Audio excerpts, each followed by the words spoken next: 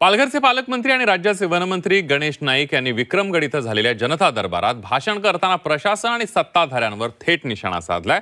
विशेष म्हणजे भ्रष्टाचारावर टीका करताना गणेश नाईक यांनी सरकारलाच घरचा आहेर दिलाय।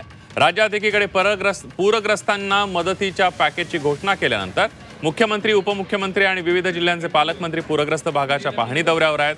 दरम्यान मंत्री नाईक यांनी या केलेल्या वक्तव्यानं चर्चेला उधाण आलंय। दरम्यान ते कुणाबद्दल बोलले, कशाबद्दल बोलले, त्याचा अर्थ बोलण्याचा नेमका काय होता हे त्यांच्याशी बोलल्यानंतर सांगता येईल, अशी प्रतिक्रिया महसूल मंत्री चंद्रशेखर बावनकुळे यांनी दिली आहे।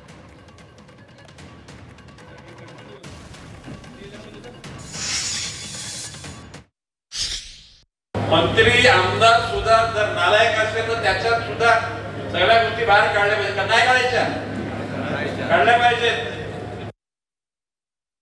त्यांनी कोणाबद्दल बोलले, कशाबद्दल बोलले, त्यांचा बोलण्याचा मतितार्थ काय होता, एकदा मी गणेश नाईक साहेबांशी बोलतो, नंतर यावर बोलीन।